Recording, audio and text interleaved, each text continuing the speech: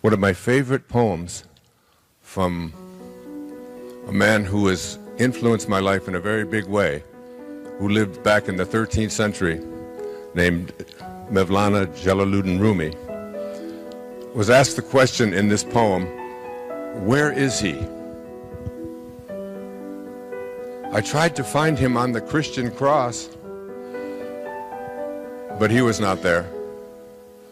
I went to the temple of the Hindus and to the old pagodas, but I could not find a trace of him anywhere. I searched on the mountains and in the valleys, but neither in the heights nor in the depths was I able to find him. I went to the Kaaba in Mecca, but he was not there either. I questioned the scholars and the philosophers, but he was beyond their understanding. I then looked into my heart, and it was there where he dwelled. And I saw him. He was nowhere else to be found. He was nowhere else to be found. God, Allah, Krishna, the great Tao, the divine mind, the divine intelligence, it makes no difference what we call it.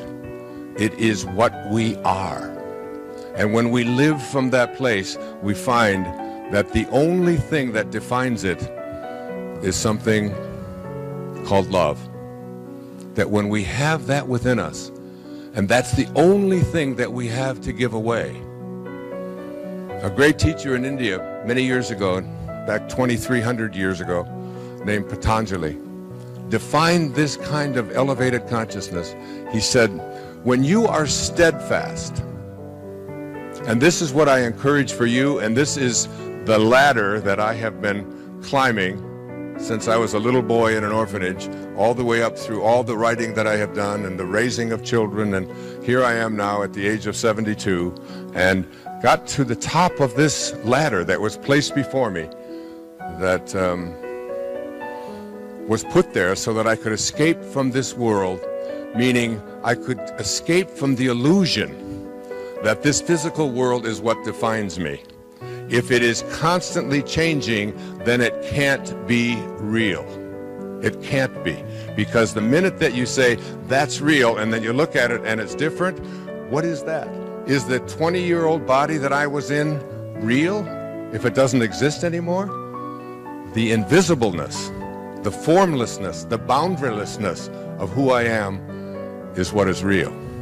And Patanjali said, when you are steadfast in your abstention of thoughts of harm directed towards yourself and others, that all living creatures will cease to feel fear in your presence.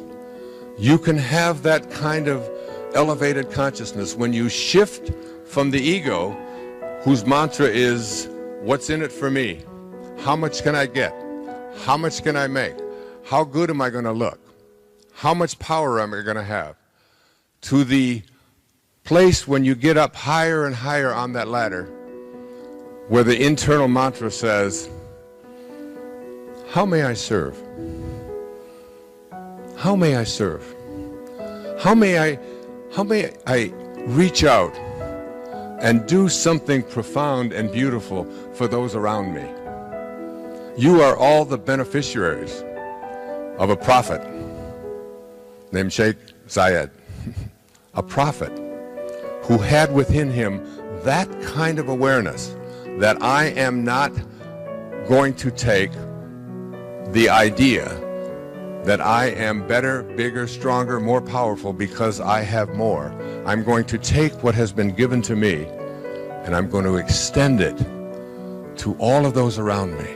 And as we begin to think in these ways, live from this level of consciousness, we shift and we find, as this final poem demonstrates. I am a poet.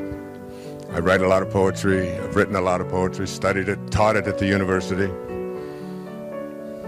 I always thought you would come to me in the shape of a beautiful lover. I never dreamed you would steal my heart with no shape at all.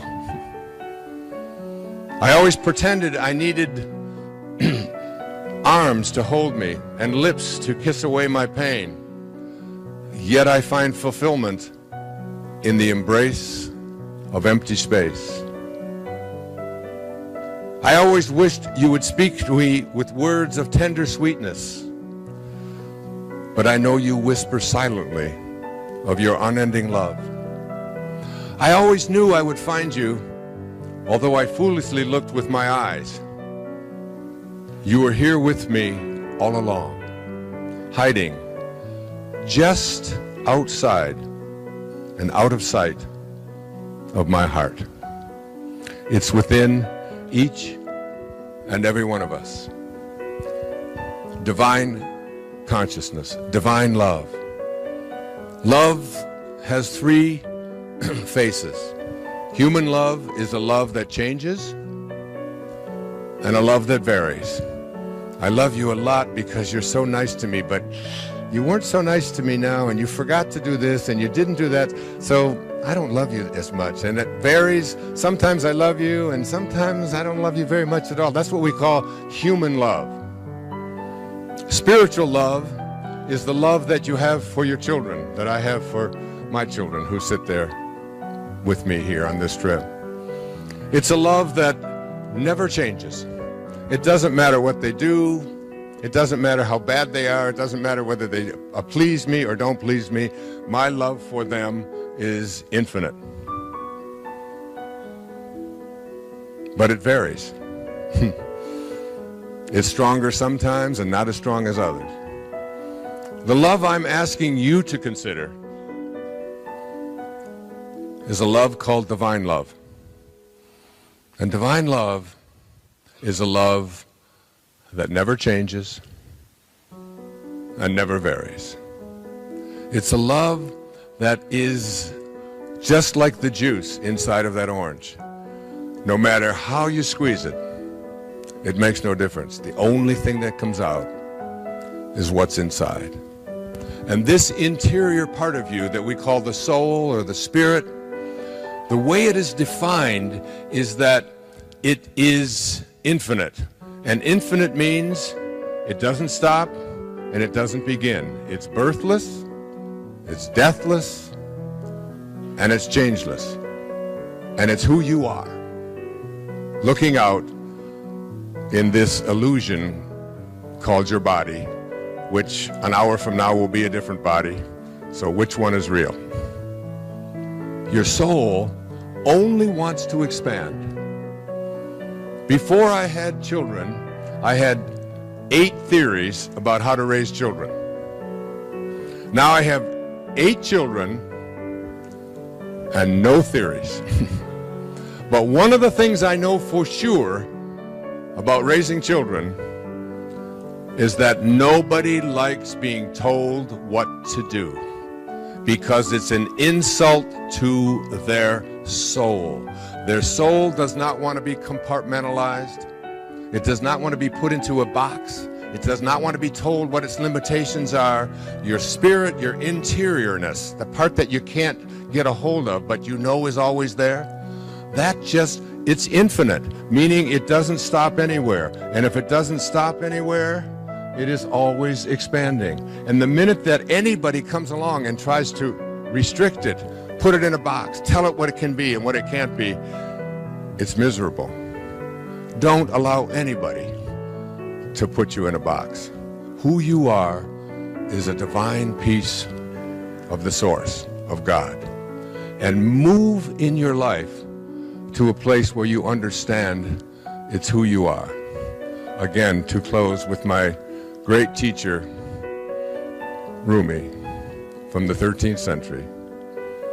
You who seek God, apart, that which you seek, thou art. Thou art. If you want to seek the beloved's face, polish the mirror and gaze into that space. Because in every moment of your life and mine, we have this choice. You can either be a host to God or a hostage to your ego. It's up to you. God bless you.